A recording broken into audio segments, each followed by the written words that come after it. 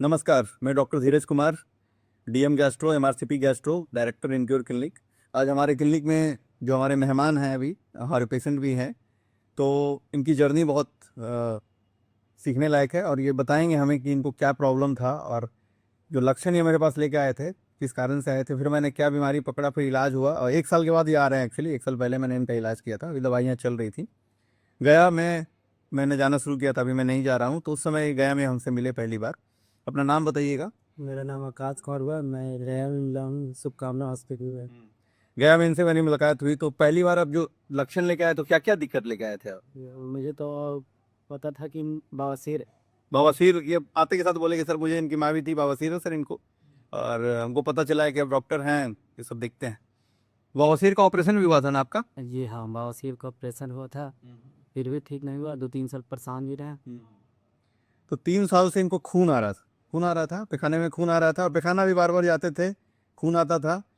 तो ये डॉक्टर से मिले तो वो भी जो डॉक्टर थे उन्होंने बोला बवासीर ही, खून को हम लोग बवासीर ही समझते हैं। ये एक जनरल पब्लिक परसेप्शन है कि खून आ रहा है तो बवासीर है, चाहे वो बड़े बूढ़े में आ रहा हो, बच्चे में आ रहा हो, बवासीर ही सोच के लोग आगे बढ़ जाते हैं। तो इनके साथ तो और एक घटना घट गई, बवासीर का इलाज भी हो गया, ऑपरेशन भी कर दिया गया उसका। वो देखा भी नहीं गया कि खून आ कहाँ से रहा था, बवासीर का ऑपरेशन हो गया। इसका प्रॉब्लम तब बढ़ा जब ऑपरेशन हो गया, ऑपरेशन के बाद भी कोई दिक्कत में सुधार नहीं आया, खून वैसे ही आते रह गया और वजन वजन भी। बजट।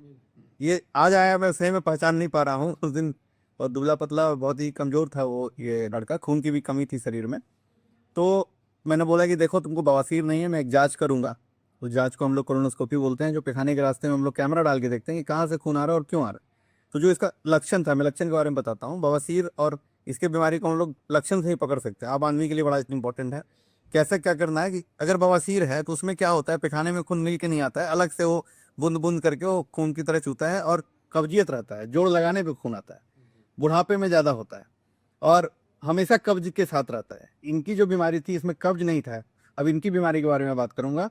पैखाना बार बार जाना, पैखाना लगने पर रोक नहीं पाना, लगे तुरंत भाग के हमको कर देना है, पैखाने में मिल के खून आना, वजन में कमी आने लगना, ये सारी चीज़ें अगर हैं तो ये बवासीर का लक्षण बिल्कुल नहीं है, ये किसी बड़ी बीमारी का लक्षण है। इवन कैंसर का भी लक्षण इसी तरह का होता है, वजन में कमी, मिल के खून आना।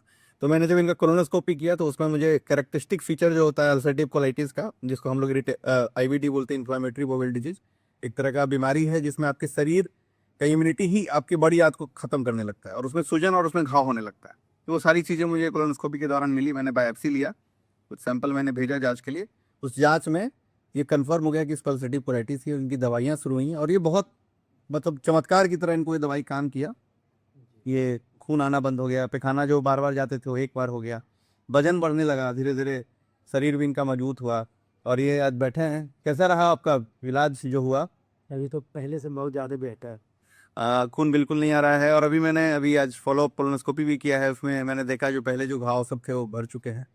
और इनके जैसे बहुत लोग हैं जो इस चीज़ में फंसते हैं। और आपको आज ये आया हुआ एक पेशेंट मेरे साथ अभी तुरंत अभी मिली है, उसका भी सेम कंडीशन था, इसलिए मैंने सोचा ये वीडियो बनाता हूँ, लोगों को पता चले, जागरूकता फैले कि हर एक खून जो पैखाने में वो बवासीर नहीं होता है, वो बड़ी बीमारी का भी लक्षण हो सकता है।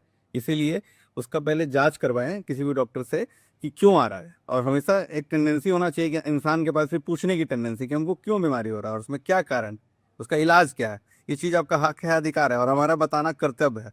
आपको अपने डॉक्टर से भी पूछना चाहिए और उसको पकड़ के रखना है कि हमको ये बीमारी है, हमको क्या खाना है, नहीं खाना है, उसके बारे में भी आपकी जानकारी बिल्कुल स्पष्ट होनी चाहिए। ठीक है, थैंक यू।